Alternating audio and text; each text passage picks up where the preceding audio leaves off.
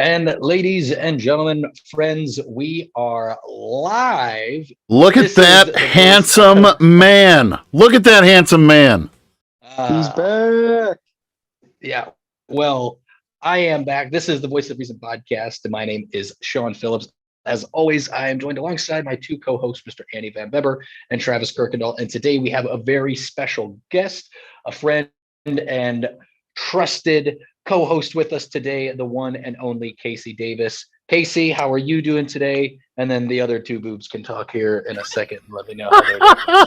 Oh, I'm doing great. I'm on summer break, so I've just been getting ready for next year. God, man, and I did say to you last week that I missed him, didn't I, Travis? I did say that, right? You did say that. You've said it the past two episodes, I'm pretty sure. Okay, I just wanted to make sure. He's got 2 weeks worth of insults built up in him that he has to get out and. Yeah, I can only make fun of Tony so much before I have to sleep on the floor. So I like to keep everything checks and balances. I don't know enough people out here to rub the wrong way yet, you know. So not enough. Well, tell us about California, Sean. Come on. Yeah. So, well, as many of you guys know, many of our listeners know, I have recently moved out to California, in Los Angeles. Right now, I currently live in West Hollywood, California, is where I am. I'll try to keep it as short as I can, and I will apologize. I am doing this episode from my deck today, just because it's so nice. So if you guys hear any helicopters or anything like that, or crazy neighbors or homeless guys yelling, I apologize ahead of time. But no, the first couple weeks out here, what is it now? It is the 18th. So I've been out here for just about 2.5 weeks. It has been surreal, to say the least. I have gotten to experience already in a short span of time, just because of my new job and extracurriculars. It's kind of been crazy. Got here, move in was great. I love our apartment. It's a really spacious, apartment complex that we're at, a really safe neighborhood, which is what I like, or at least like where we're at. It's a pretty good spot to be. It's funny, Julian is by far like the only kid for probably like a 5-mile radius, which is, it's one of those things where it's like good, bad, because we're going to have a hard time finding friends for her. But on the plus side, not a lot of people around here see kids. So when they see her, they're like, oh my God. And they make over her and everything. Here. Yeah. So there's a cookie store that's just down the street that unfortunately we're going to be regulars at because it's so freaking good. And they love her there already. They just, every time she walks in, they just throw cookies and marshmallows and stuff at her face. And so she's every morning like, can we go to the cookie store? I'm like, no. I will gain 400 pounds if we keep going back to the cookie store. So yeah, we can't just keep going back. I saw your post. I saw your post. I will not get fat. I will not. It's amazing. They're so good. I'm telling you, they're about yay big. They're not the biggest cookies in the world, but they are insanely delicious. And she actually probably heard that I was talking about her, so she's gonna sneak out here. You want to say hi real quick, and then you got to go back inside, okay? There she is. Hi, buddy. Hi, beautiful. So good to see you. Hey, you go back to Paw Patrol, okay? But so the move here has been great. My dad helped me with the move to get out here. We went to Santa Barbara. No, leave that open. Leave that open. We went to Santa Barbara, where he was stationed back in the day, and it was awesome. Beautiful. We took the Pacific Coast Highway up there. It was sweet. Gorgeous views, and he got to kind of go down memory lane before I existed, so the good old days. And then kind of fast forward, the girls got here, got all settled in. It's kind of been surreal for Tony because it's all settling in for her and figuring out a routine. We just are finally kind of trying to figure that out. But so the coolest parts so far is my first day on the job. I worked at press conference. I helped get everything set up in some production side of things for an event called Social Gloves, which is actually July 30th at the crypto.com arena. So I will be on the production team, helping produce and direct with my boss, David Marquez, doing the Social Gloves event at the crypto arena on the 30th. So a bunch of YouTubers and then NFL players like Adrian Peterson is boxing Le'Veon Bell, which was crazy. So Le'Veon Bell was at the event. some rappers that I've actually heard of, and some former NBA players. So it's just this kind of big cluster group of LA folks already like right into one. And that was day one on the job. So that was Wow. really, really cool. That same night, I actually had spoken with a comedian that I've gotten to know online, who works for the Jimmy Kimmel Show. His name is Don, and he invited me to come meet with him at the Comedy Store. So I got to go to the Comedy Store that same day, go tour the whole entire building. It's a quick walk down from my house. So I got to go there, and then I went back the next night and got to do some stuff. And I'm actually going to go tonight to help with the Ding Dong Show, which is a show that's the longest running show at the Comedy Store. Runs every Monday nights at 10 p.m. this time. So I'm super stoked on that. It'll be my first experience getting to actually do some stuff out there. And I've also been like slowly finding all the open mics that are close to me that I'm slowly but surely getting signed up for. And we have a wrestling event at the Irvine Improv Comedy Club. Great card that I'll be producing. Today was like my first day in the office. So I did a bunch of payroll, which was actually fun. I enjoy those kinds of things, believe it or not. And yeah, it's good to feel appreciated at the job. Some really cool things are happening with this company. I can't go too far into detail, but some really cool things are happening that I'm really excited to share with you guys and for all the listeners. So California's been wonderful. It is funny. This is the last bit before we kind of jump in because we have an awesome conversation tonight. But so I have to pay an extra $6 on top of my rent, and it's essentially the Hollywood tax. So I have to pay an extra $6 for my West Hollywood resident fee, and no other than like you live here, you pay us $6 each month to just say you get to live here. So now I've never paid a resident fee. Well, I mean, from Whiteside to Jefferson City to West Hollywood, I mean, yeah. That's a journey right there. Well, we do want to welcome our special guest, Kasey Davis, tonight. Kasey, why don't you give us a little bit about yourself and tell us about what you're doing, how you got to where you're at, and all that other good stuff. Well, I am currently one of the two high school English teachers at Clopton. I've been teaching. August will be the start of my 8th year. And only before Clopton, I used to teach for Lincoln County R3 school districts, but I'm happy to be back home where I was born and bred. So I've had a blast this last year working at Clopton. I love teaching English, but as you guys know with the topic tonight, this profession has kind of become a little tiresome, even with me only teaching for the last 8 years. So, but for the most part, I enjoy my job, and I'm really excited to kind of talk about some pressing issues that are near and dear for me. And for those who didn't know, so tonight's episode, I'm sure people are probably wondering why the name of tonight's show is called The Great Resignation and the Teacher Shortage, or The Teachers and the Great Resignation. And Kasey and I were kind of talking about this before the show tonight.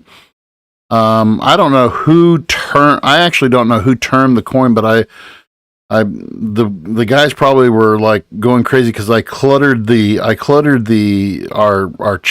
our group chat with just articles upon articles upon articles, and I really wanted to hit this because this is something that is, everybody think, well, this is a big school problem. This is to the point now where us at Clopton, we're hit with this issue because we, as of this recording, we do have we were able to find, I think they said a K6 music teacher, but we do not have a band teacher.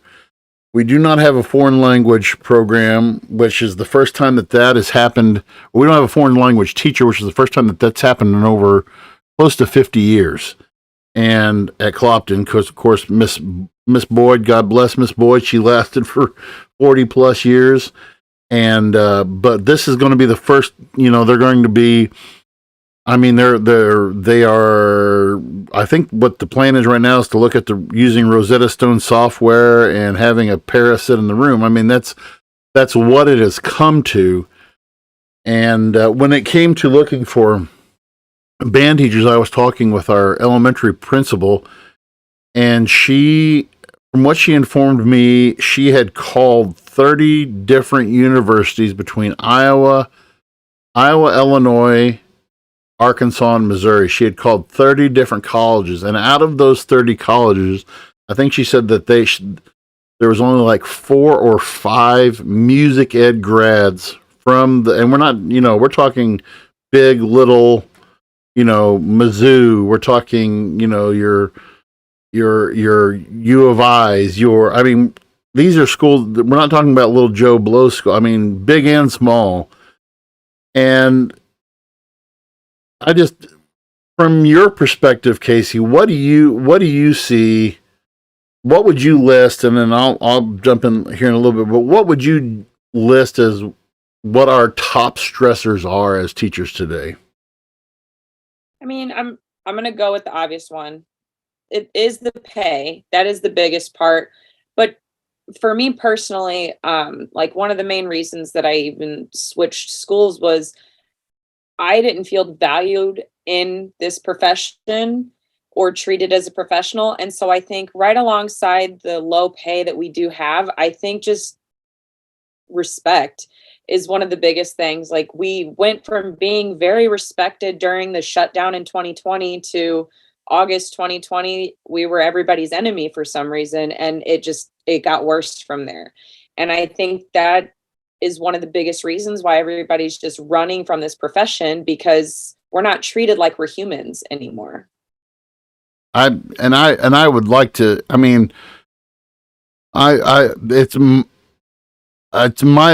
love to, not to be braggadocious, but this is a badge of honor that I've worn now, and that I'm entering into my 25th year of teaching now. And I was giving lift rides today in Springfield, and I was talking to a guy, and he said, "Man, I bet you things have changed a lot since you first started teaching." It really has, because where we are at now versus where we were at even 10 years ago, to say where we were at 10 years ago and where we are at now is huge. A lot of the reasons, and I'll just go, I've got a litany of by the way, big word for Andy there, but I have a litany of just things, and Travis, you can jump in anytime you want to, but one of the, and I hate to use this term, but teachers know this, and they say, I post stuff from these guys all the time. It's called board teachers. And I don't know how long board teachers has been around, but they have serious stuff, and then they have, lighthearted stuff.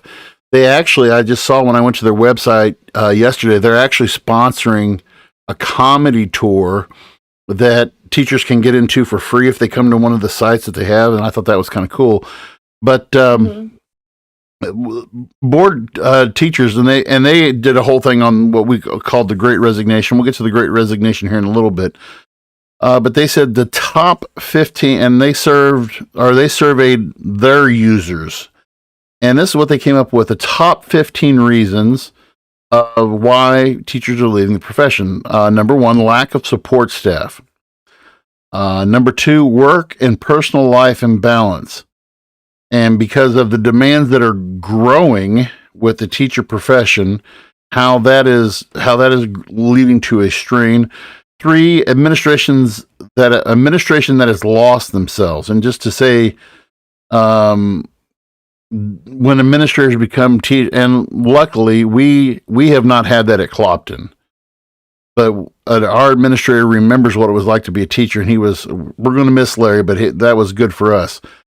Changing programs, and for our elementary teachers tell us about this stuff all the time, usually with tears, because once they get good at an existing, like a math or a reading program, then either the school board or the state or whoever says, okay, we're going to go with something totally different.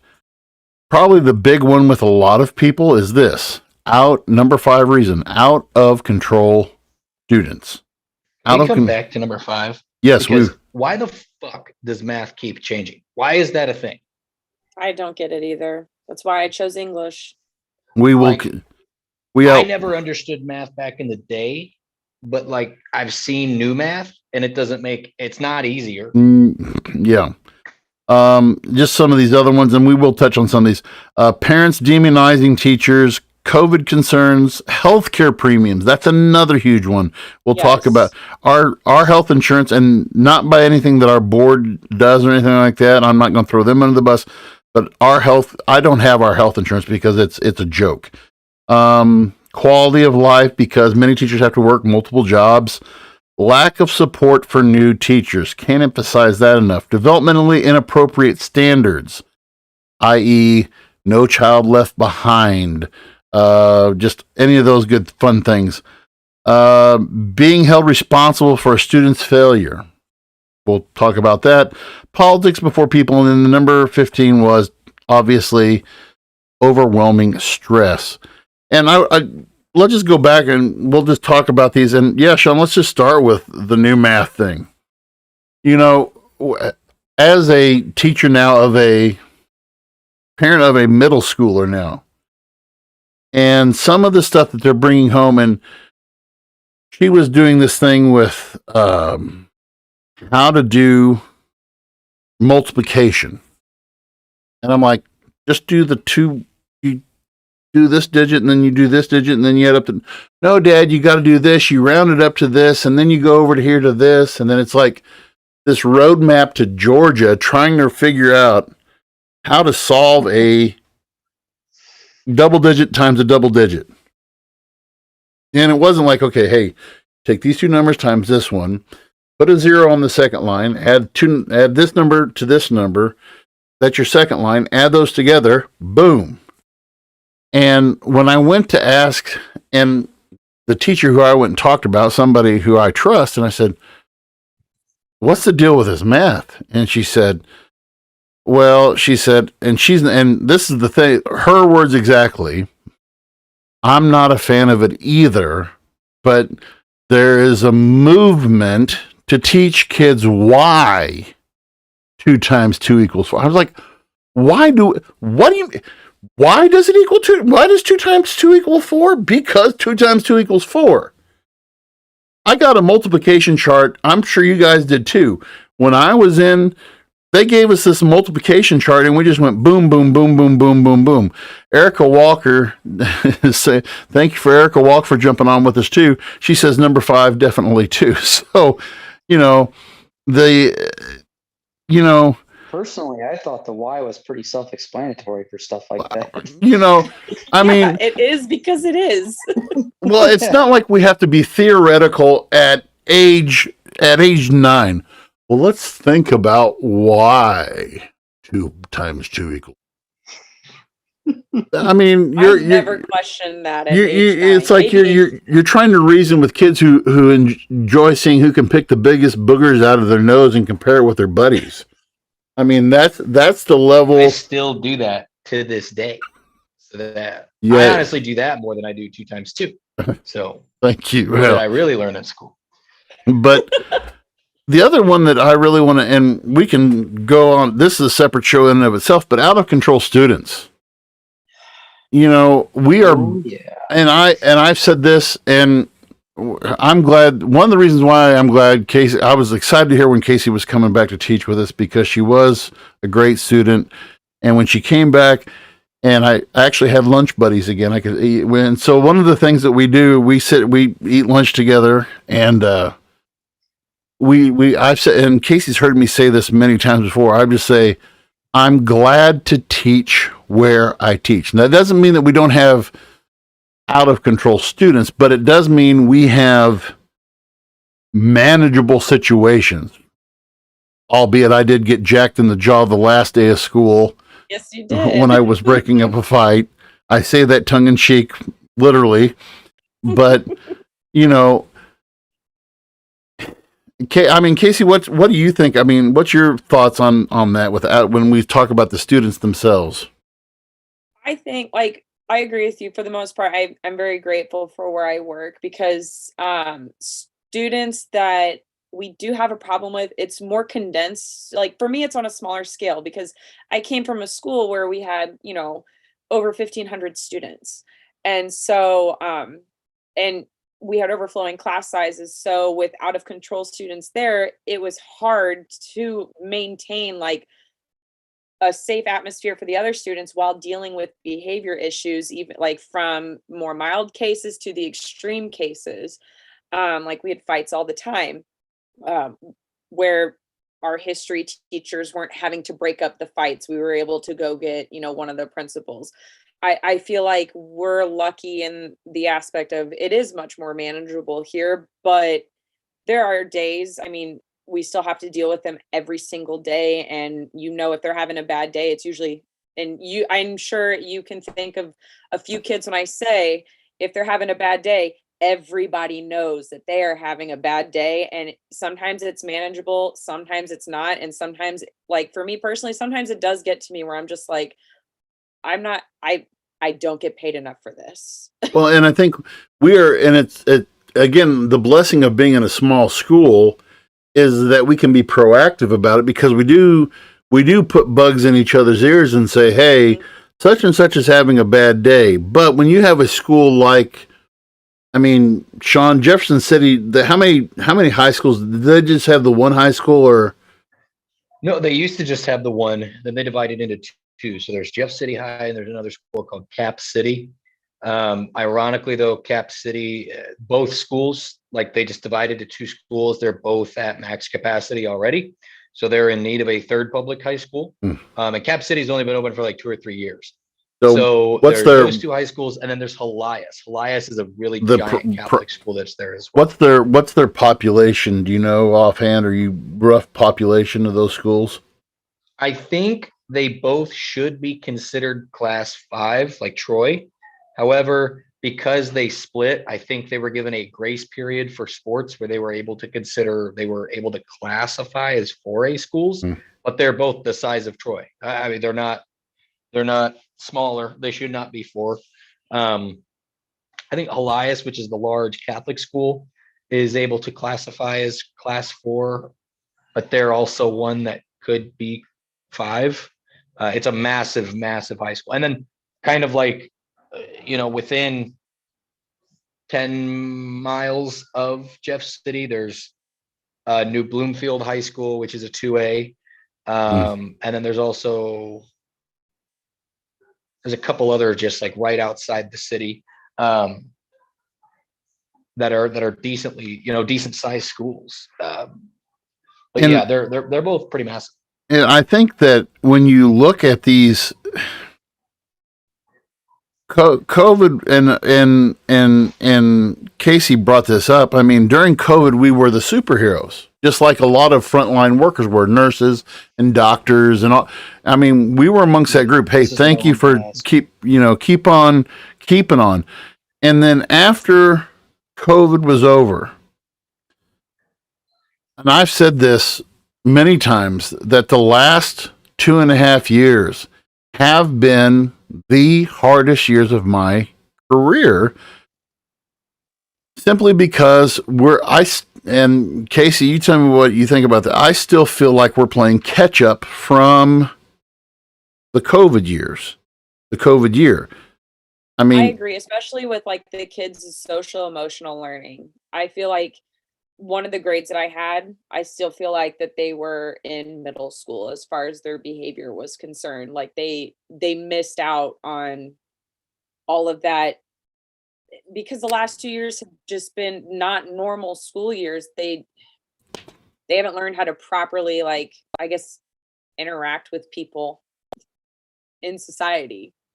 Because we're getting some kids who were virtual learners for an entire school year coming back to school now. And I used to, and I'll tell you what, I did my second week of youth being the junior high youth pastor at our church, and a large percentage of my kids are homeschooled. And now, when I first started teaching, I used to look down, homeschool.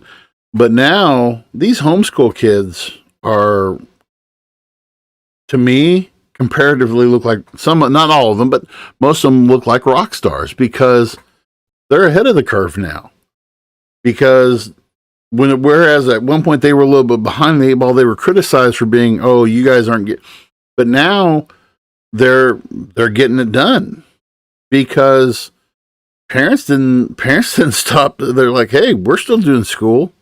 I talked to my cousin. She has 4 children. She homeschools them all. And I saw my uncle's funeral a couple of years ago. And these, I mean, intelligent, well-balanced kids, not socially awkward, not any. I mean, and these are, but now in our public school system, yeah, I mean, the kids who were COVID kids that are high schoolers now, so that would be last year's freshmen. And I heard this from a number of different teachers that it wasn't just a class. I mean, it was a nationwide thing, because a lot of these kids just are still trying to play catch up.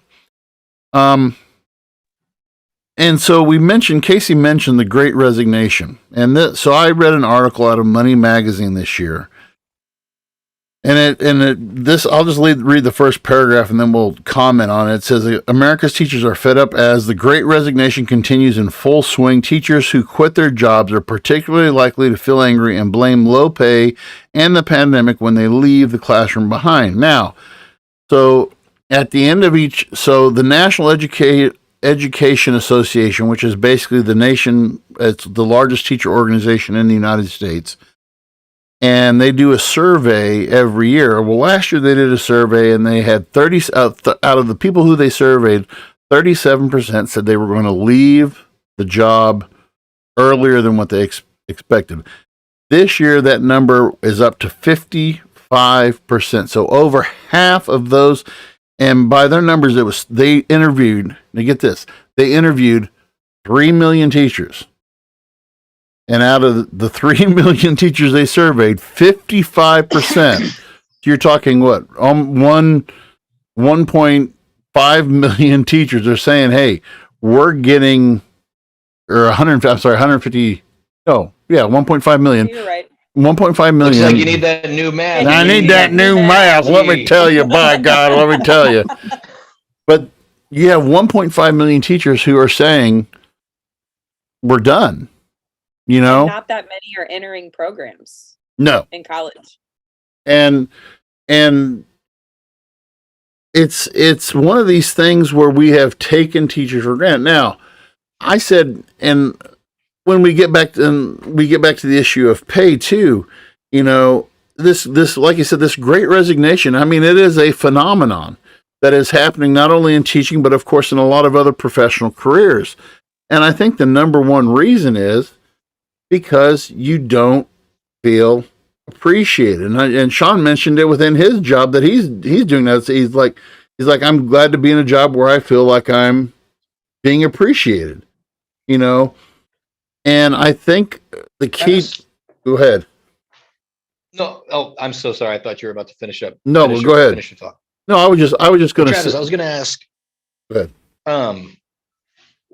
So you and I aren't teachers. What would be some incentives, like as an outsider looking in, because I'd like to get your perspective, what would be things that would keep you from potentially going into the career field? Things that would keep me from going into teaching? Mm-hmm. I mean, right off the bat, number one, financially. I mean, where's the incentive for a teacher to get into that? I mean, Kasey mentioned it too. I mean, pay is a big deal, and it is, especially right now with the economy. It is the way it is.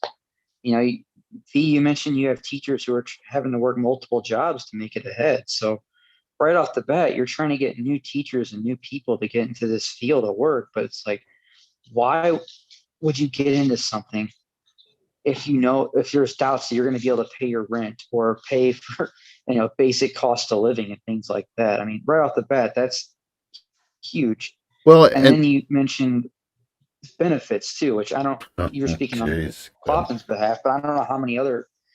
I don't know how other schools may be too, but I've heard this being an issue with other school districts as well, and the stress that's involved. I mean, God, the amount of stress you guys have to deal with. I remember when I was a kid, I was an asshole to teachers. I was. You weren't to I feel like a me. lot of- no, I wasn't to you, but some teachers, I was a real dick to. I'm not gonna lie.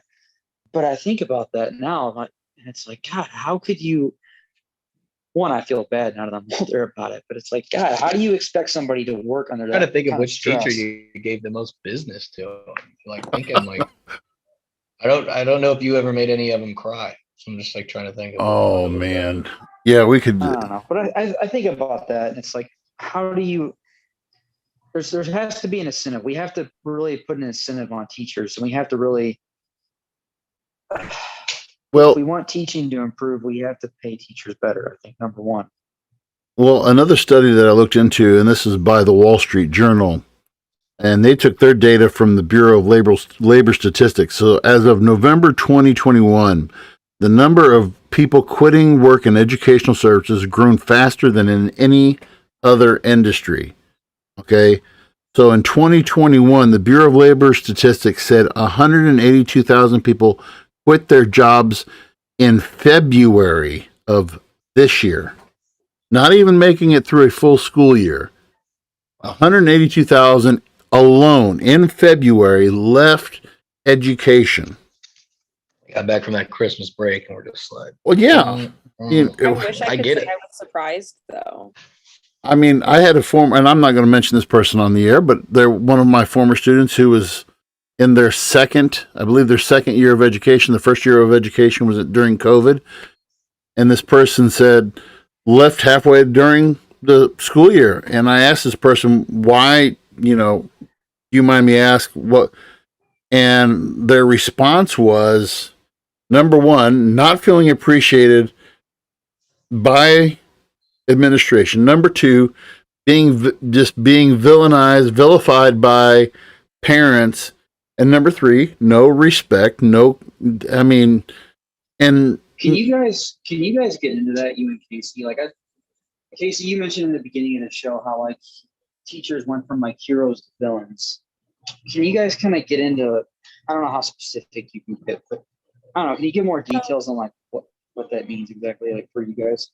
From my perspective, during the Great Shutdown, I'm sure you guys saw all the memes on social media of just, teachers were heroes because we were able to take our lesson plans that were never online for some people and magically create all of these interactive lesson plans for students to do at home. So that way they wouldn't fall behind. And everybody's just like, obviously we don't give teachers enough credit. They deserve raises. They deserve all thinking of all these incentives, like you were saying, that teachers deserve. And then right around like June, July, right before school started, everybody was concerned about like health safeties for, going back in person for COVID. Well, at that point, parents had been stuck home with their kids for 5 months and they're like, we don't want them anymore, which was part of it. And which like, I empathize. I get your students for 9 months out of the year. So we want to get rid of them but too. it's like you would think they'd have more empathy for teachers, but then at that point they're just like, these teachers need to stop whining and get back to work like the rest of us, without even thinking of safety concerns that teachers did have. Because one of the big things that we were complaining about at the district I used to work at was, how do you expect us to stay 6 feet apart from students when our classrooms are overflowing? Right. When I had classes that I didn't have enough desks for students, and they were telling us things like, we'll just stay at the front of your room. I don't know any teacher that's not walking around between desks helping a student. I can't help a student from 6 feet away. I could barely do it over a computer screen. And I think that was the downfall of it all. That was the thing that agitated me the most, is when we came back, and God bless Larry Loggerman. I mean, so I remember he's coming in with a tape measure, and I mean, we're trying to mathematically, you want to talk about new math, trying to solve the ultimate geometry problem by saying, okay, if I say, okay, I'm going to go to this desk. So we could figure it out where we were diagonally, we had the sixth thing figured out, but front in the rows, there was no way. And so, I mean, I think every one of you guys that were probably at one time in my second hour class is always notoriously humongous. It has always been, it's either been my modern world or my ancient civ. And that's usually the one that the tech kids get into, or the kids who are taking a higher level math or science in the afternoon. And so they can't take any of my class. And so I've got 30 kids in that class. And Larry comes in and he said, I don't know how we're going to do it. And that was what was awesome about him, was he wasn't say, hey, figure this out. He told us, do the best you can. Do the best you can. And whereas the state and the public health department and we got it 6 feet, 6 feet, 6 feet, 6 feet. And then when we couldn't produce, then like Kasey said, I mean, then we turned into the bad guys. And then to make matters worse, okay, we're not going to, so in the 2021 school year, that was the year that they didn't hold us accountable on our scores. They said, okay, COVID. So then the next year though, okay, well, we're going to start holding you accountable again for the scores. And so I had kids who had had one semester of American history, and they didn't have the previous semester of civics in junior high. So they're coming to me with, piecemeal understandings of government and everything. And for the record, for the 2020 to 2021 school year, I never saw my test scores that year. And from what Larry and I kind of come up with was like, there's no, I mean, probably that statewide, it was just so god awful they didn't want to report it, but the other issue that Kasey mentioned and we want to get into is again, the benefit side of things. Now, even though Missouri, and we'll touch on this too, even though Missouri ranks the lowest in the nation for starting teacher pay, we rank among the highest as far as retirement plans for teachers, because we're not lumped in with all the other state workers and everything. We have our own retirement fund, which has been tried to be pilfered and plundered before. But when it comes to education, or in any group, and those of you who work within a group setting to trying to get healthcare from your employer, the challenge is getting a cost-effective health plan that provides enough benefits for your workers at a low cost. Okay. And that's the challenge no matter what field you're in. And Travis, I don't know if you got, how does your insurance work, Travis? What within your career? So I'm in the electricians union now, so it's all through the electricians union. I don't pay anything for it, or at least I don't see the money. It's kind of like it's part of your pay, but you don't see it. So and nothing comes out of my take home. And it's once I qualify for it, it's full coverage for my wife, my kids when I have them. I won't have to pay a cent for them, and they can go anywhere, which is amazing. But unfortunately, not a lot of trades get that, or fields like you guys. Yeah, and one of our listeners who is a friend of mine, who's a former educator, Colby Coleman, just came on and said retirement is amazing. So yes, he backs us up on that. With healthcare within our school district, and again, our God bless our superintendents, because I know that 6 to 7 weeks out of the year, and usually towards the end of the year, they are shopping around. They are looking, because I know this last year, our two interims spent a lot of time looking at healthcare plans, and can we get, because with our healthcare plan, the school board does pay for us, for our healthcare insurance. But our healthcare insurance is a joke, because last time I heard, and Kasey, you can correct me if I'm wrong on this, but I believe ours is like a $5,000 deductible I believe, on like anything. Is that still the case or what? I think it's 5.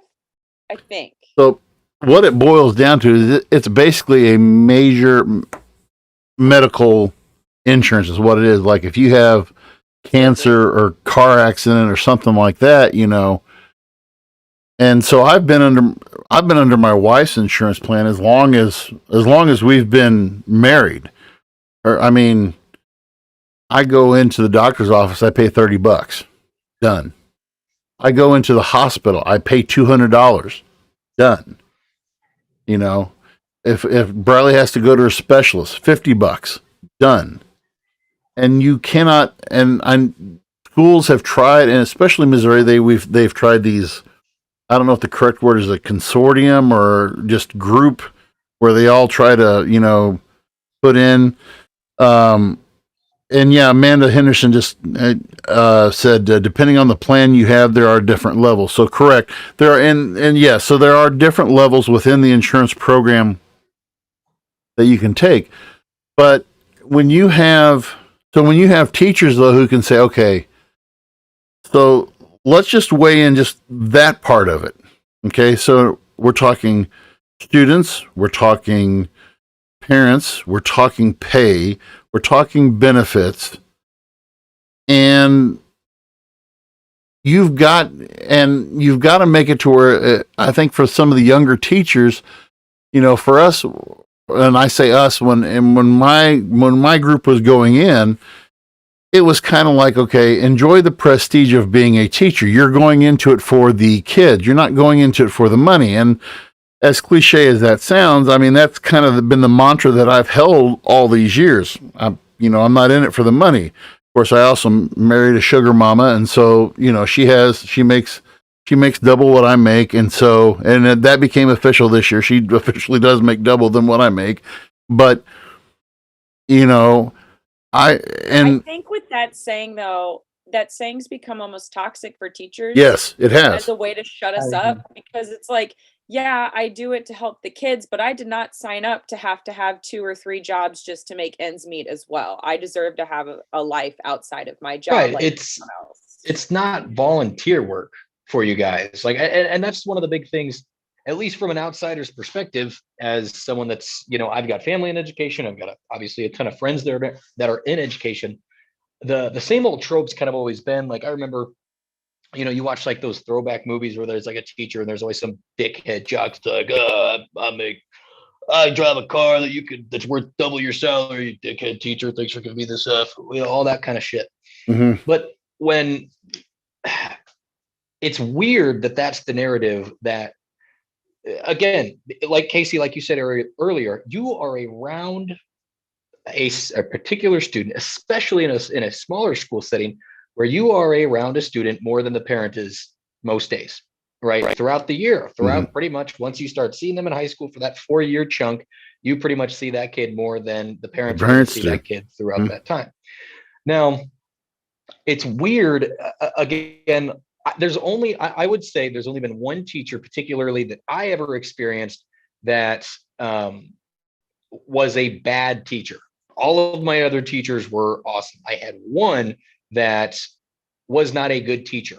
So the whole trope that like, it's the teacher's fault, because I know individuals, and you guys have had students, I'm sure, that whose parents are like, don't ask me that question. You take it to your teacher. You take it to your teacher. You take it to your teacher. It's all up to the teachers to be teaching these kids a lot of things. Mm-hmm. So when there's not that guidance from home, and whenever they come, when students come to school and they act like shit, and they're like, well, you're not my mom, you're not my dad, like, I don't care what you have to say. The same student go, and I have seen individuals where the parent right away will look at the teacher like, why didn't you handle it? Why didn't you fix it? And that's not all cases. I think that we are lucky where we're in a small town community where it's a little bit more tight knit. I mean, I wouldn't say it's perfect. I'd probably say it's better than some larger schools. Although I can speak from experience of being in high schools recently. It was a small school. That was the only school that I was openly disrespected in by the students, and then they continued to do that. Like when I went to visit one of my small schools, that was the only school that was like, I had students, multiple, not just one, like come up to me like, you're a baby killer, you kill babies. And I was like, Jeez. why is this like acceptable in this school? So I've always felt like there's been a lot that has been thrown onto teachers. And so the fact that the pay has always been so low, when there's seemingly like, there's a lot of ways, there's a lot of things the state could do in order to increase like pay levels for you guys. Travis, do you have something? Yeah, I kind of wanted to go off of that with the question for you guys, Andy and Kasey. Does Clopton still do parent-teacher conferences? Yes. Yeah. Once a year. Okay, Once a year. once a year. Was it always once a year, or is it? Yes. It used to be more, right? No, it is I always. didn't even think when I was Is there it was is it more in elementary though? Is it more? I felt like I used to go like once a quarter or something. It I was. thought it was. Yeah. It is a week before the end of first quarter, usually in, I want to say it's October, Yeah, it's October. because you try to do it during second semester and you've got Christmas right there. And then third quarter, you have, I don't know. I mean, I would be, of course, I also make it and I'm sure most districts do a policy like this where they, the teacher, I mean, I've been doing it forever. I'll send a letter home the first day and parents just sign off on it and they never read it, but it says, hey, I'm always available for you to call me. And, Right. this is the benefit of being the longevity of a teacher. I've been in Clopton district, so this is going into my 19th year at Clopton, and people in the community know me, and I can do, Lisa Street says we did used to have two. Oh, I didn't know that.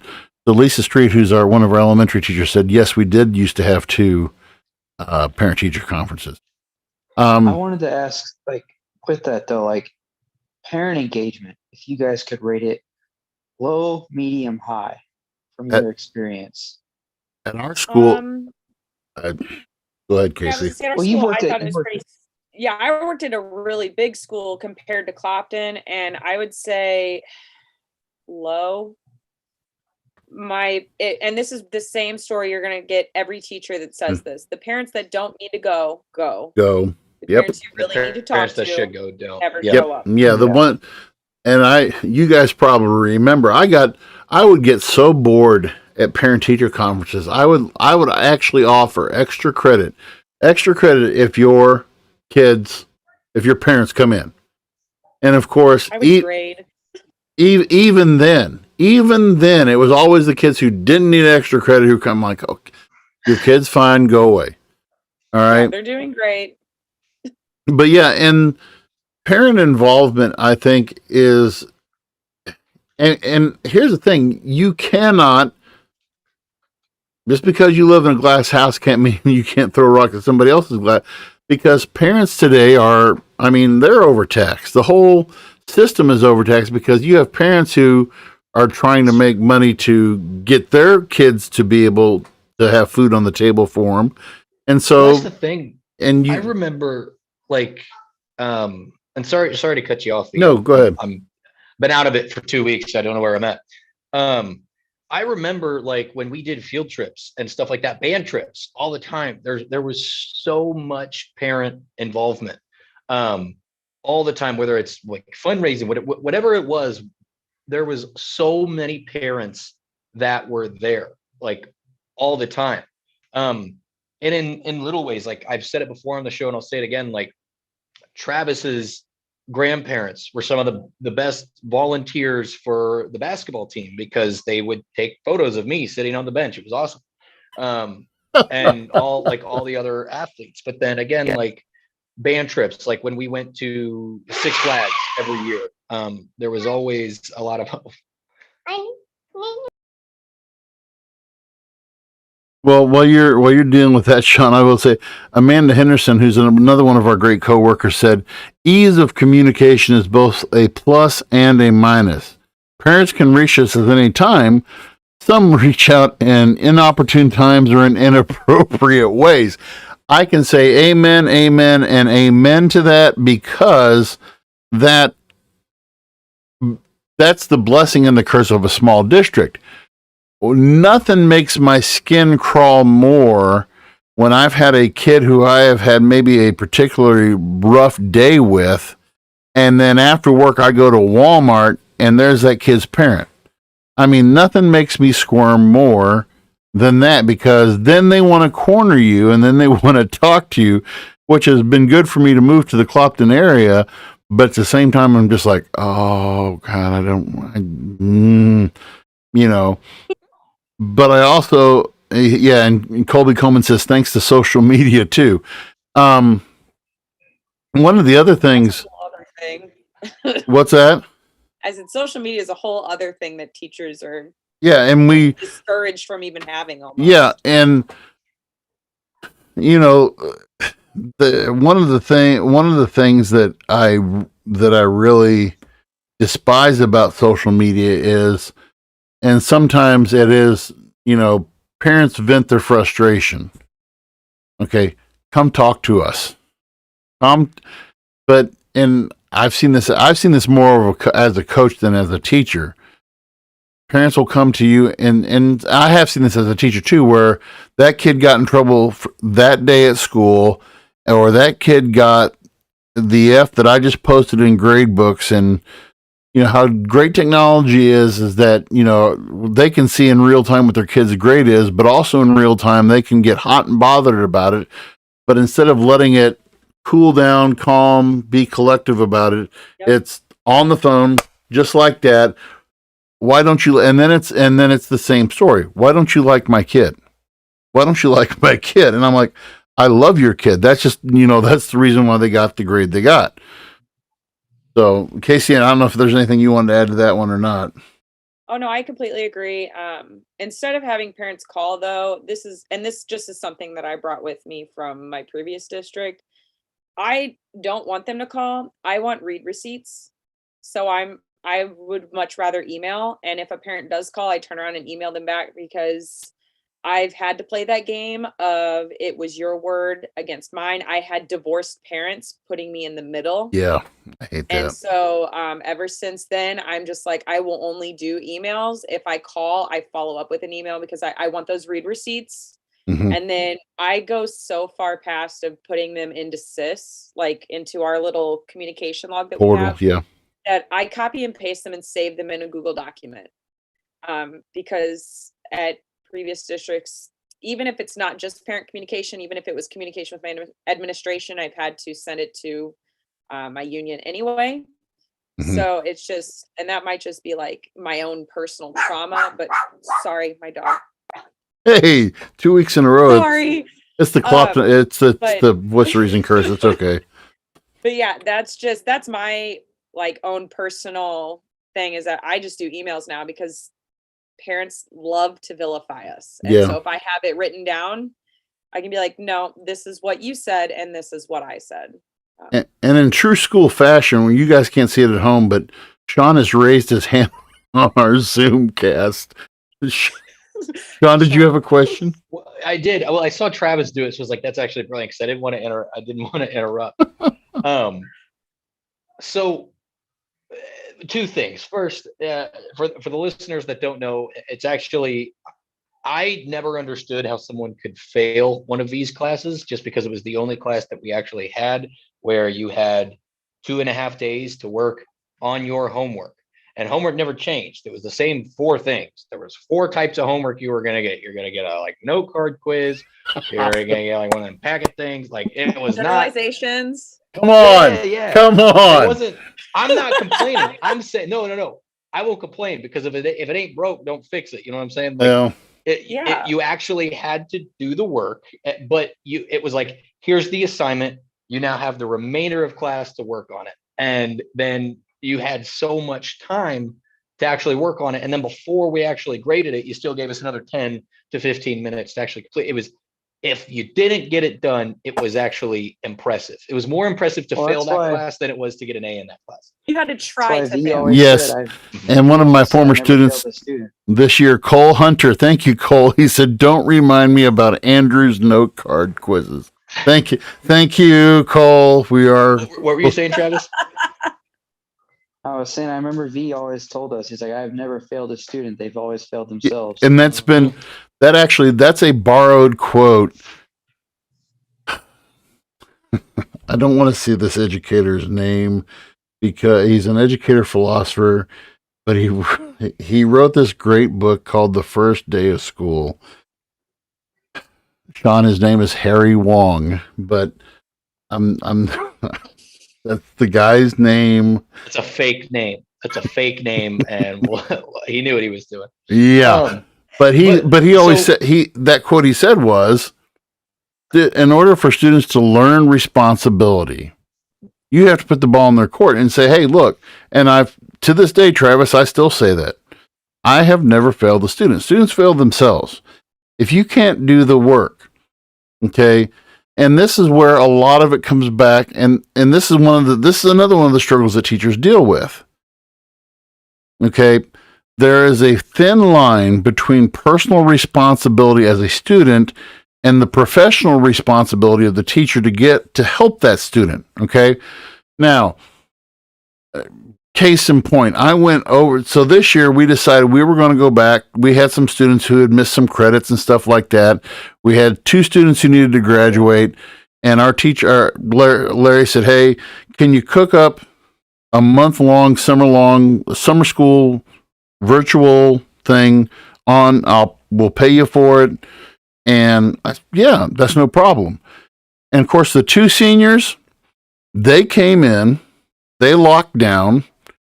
And 2 weeks, they were done with everything. And the teacher who was watching the whole thing said, "Yeah, those guys came in.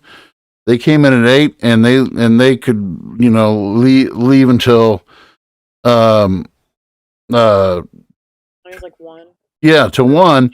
And yeah, and they said they were here the whole time, but yet there were like 5 other kids who I said, just do the work that I give you." Mine wasn't even touched. That one wasn't. Yeah. And The so, other ones. My senior ones, obviously, but yeah, those other ones weren't even touched. the thing, Reed Leak says Harry Wong is a very real name. Emma has written a book report by him. So there you go. Thank you, Reed.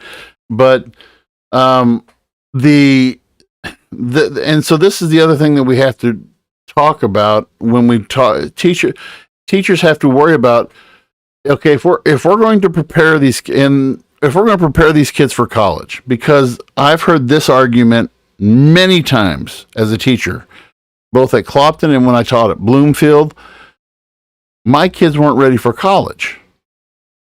And you want to say, okay, who's that on? Who's that on?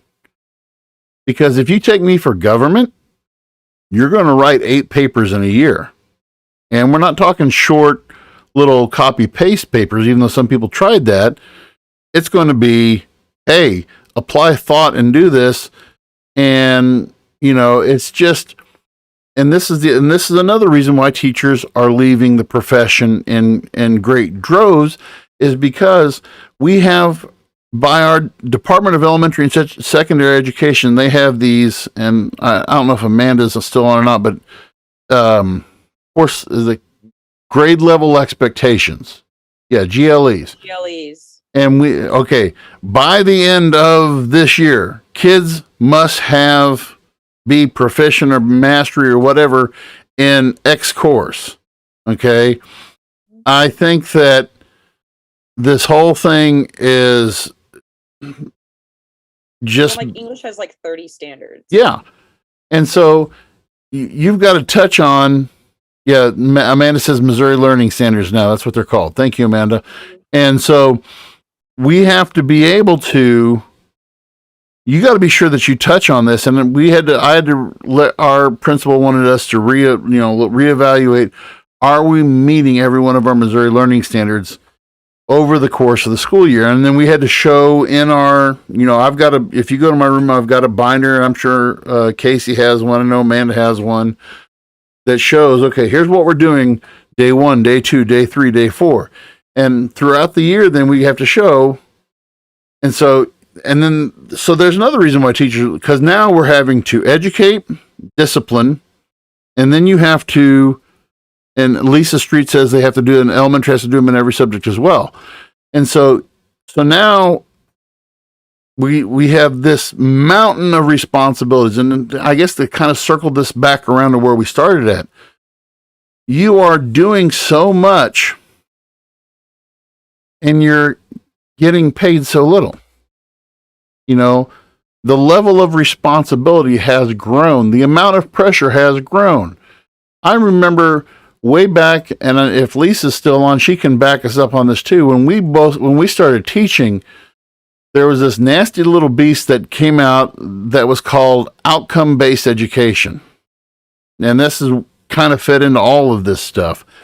And when we really started comparing ourselves to the rest of the world in each of these categories, in math, in science, in English, in social studies, and how the rest of the world is, and that's kind of an unfair standard because we're taking all of our kids and being compared to the rest of the world, whereas, China does tracking. When you get to 8th grade, I know this for exact fact, and Japanese do it too. Okay, we're going to test you in the 8th grade. If you score this, we're going to send you on to the college, the college preparatory school. If you score in this range, we're going to send you off to learn how to mop floors for a living or whatever, and it's not a fair playing field. And the last thing that I do want to touch on, I know we're getting close here, so Missouri is trying to address a lot of these issues, the teacher shortage and teacher pay. This year, Missouri introduced and they did pass this because we rank as 50th in the nation for starting teacher pay. Okay. I wish I was making this statistic up.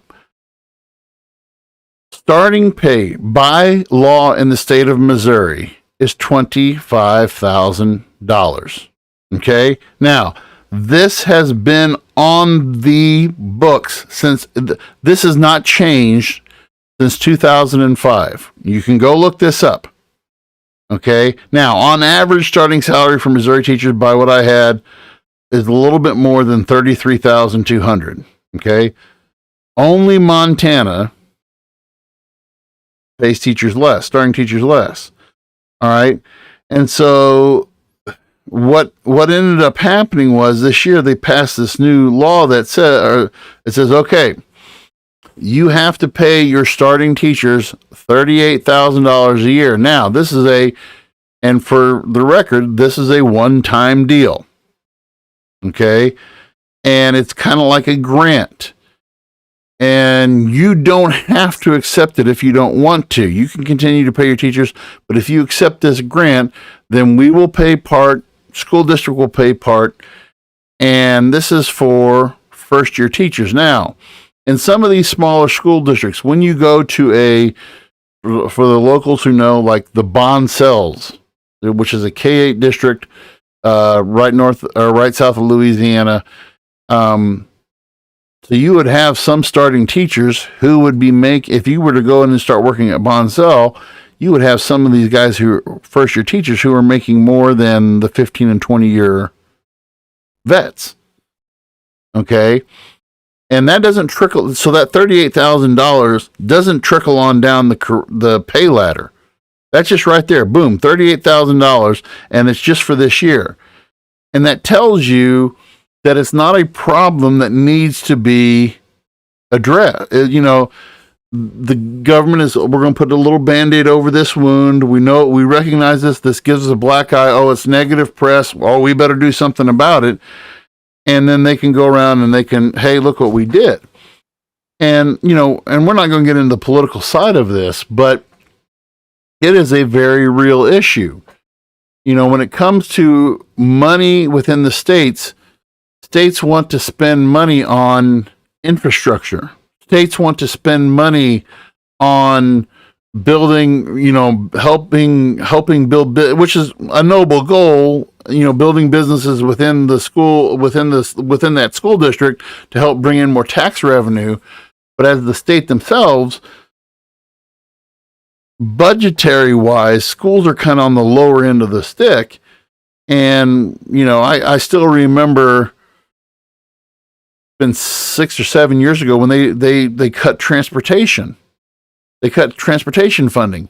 Now, for some schools, that's just I remember specifically for Clopton, that was a $70,000 cut for Clopton. And when you take $70,000 out of a budget, that's ridiculous. So I talked a lot there. Anything that I'm missing, Kasey, please jump in at any time. No, I just remember hearing about it and I was just like, it's a signing bonus. Yeah, that's all it is. And I feel like it's a slap in the face to everybody that's going into education. And can I ask one that might, I don't know how you guys take this, do you think that it might affect teachers that are coming in and teachers that are going out? You two, and I know it's a little bit different with us being at Clopton, but Kasey, with you at a larger school, do you think with the media coverage of, and I don't know, I'm not going to act like it's, but I don't know if it's more or the same for the last 10 years, I don't know. But with the regular occurrences of school shootings, do you guys think that plays an effect on any of it? And is it something that you guys think about that kind of like makes your consideration about this career, like, like I could get out because this is a new reality that I face at my job, and I'm not, again, they don't pay me enough to take bullets to the face. So yeah, I mean, on top of every other hat that I have to wear with being a teacher, being a counselor, being a parent, being everything else, and then having to be an EMT if a student is shot, or being a bodyguard, I think that does definitely affect future teachers. They already see that we're put through the ringer with everything else, and they know what we get paid because, first off, I mean, you can go on any school's website and see what a teacher's getting paid there. Like, that's public knowledge. Mhm. So yeah, I think that's definitely going to pay into teachers wanting to become, like, people wanting to become teachers. And I would almost bet, especially with recent incidences, that that's probably one of the catalysts into the Great Resignation. My heart broke with the Uvalde shooting. The two teachers who lost their lives, and that's always a thing that plays in the back of my mind. It always is something, and we can't lull ourselves to think to say, well, it won't happen in a small district. The fact of the matter is that it is an epidemic that is occurring in big schools and in small schools. And of course, the response to that from some folks is, okay, well, let's arm the teachers. I want to tell you something. You definitely are not paying me enough to carry a side. Oh, hello, there's my cat. And you're not paying me enough. You're not paying me enough to be a security guard.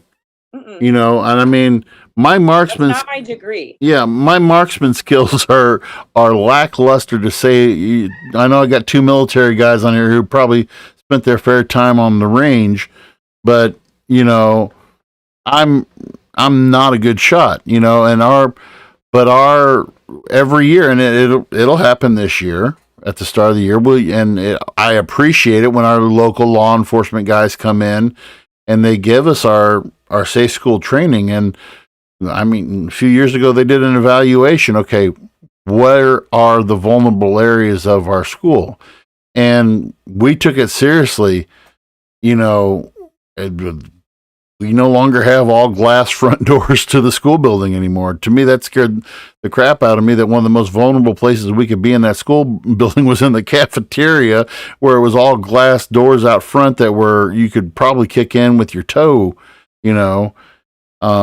But yeah, that's always in the back of my mind as well. I would like to end up and just say, at the end of the day, I still enjoy what I do. But I'm going to say, with this asterisk next to it,